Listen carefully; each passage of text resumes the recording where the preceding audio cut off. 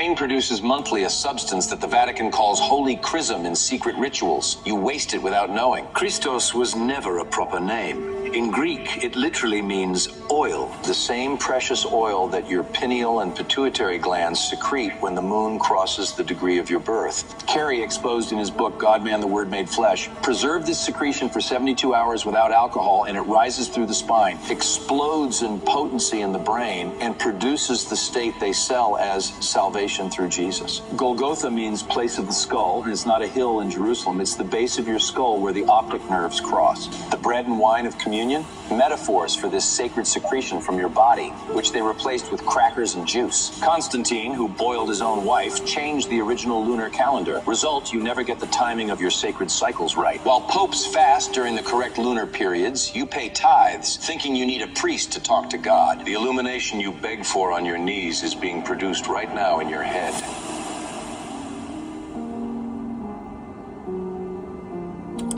For 1,700 years, billions of human beings have knelt before altars, drunk sacramental wine, and eaten wheat wafers, believing that these external rituals would guarantee their eternal salvation. All of them were deceived.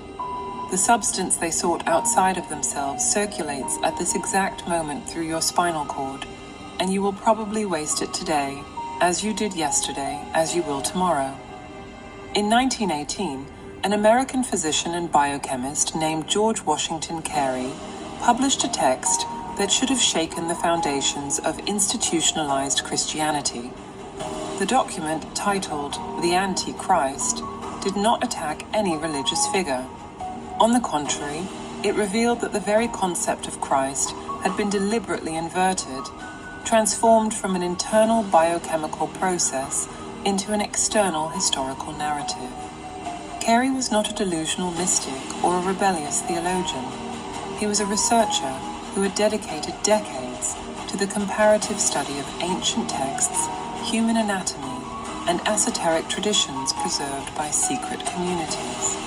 What Carey discovered fundamentally challenges the way Western civilization has understood spirituality for nearly 2 millennia. According to his research, corroborated by fragments of knowledge preserved by the Essenes, Gnostics, and medieval alchemists, Christ is not and never was a person. The Greek word Christos literally means oil or ointment, a physical, measurable secretion that the human body produces in precise lunar cycles. This substance, known to initiates as the sacred oil, descends through the spinal column, starting from specific glands in the brain. The early Christians, those who gathered secretly in the Roman catacombs, making the sign of the fish, knew this secret. They knew that the Hebrew and Greek scriptures constituted elaborate manuals of esoteric anatomy, where each character, each place, and each event described real physiological processes occurring within the temple of the human body. When they read about the River Jordan, they visualized the spinal cord. When they meditated on Bethlehem, the house of bread, they focused on the solar plexus where the Christic seed is born monthly. Golgotha was not a distant hill in Jerusalem, but the human skull itself where crucifixion occurs, not a death, but an energetic amplification of extraordinary proportions. This interpretation does not arise from modern speculations or contemporary conspiracy theories.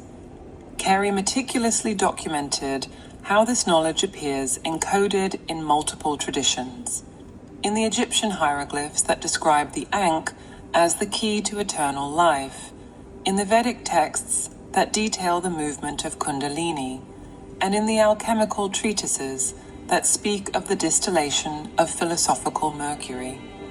All these traditions, separated by thousands of years and miles, describe the same biochemical process using different symbolisms. The question that must be forming in your mind right now is obvious. If this is true, why have you never heard about it before? The answer goes back to the year 325 of the Common Era, when a Roman emperor named Constantine, a man who had his own mother and boiled his wife in oil, convened the Council of Nicaea. For months, bishops who barely understood Greek debated about the nature of Christian symbols. According to Carey, apparently trivial questions revealed the profound ignorance of these leaders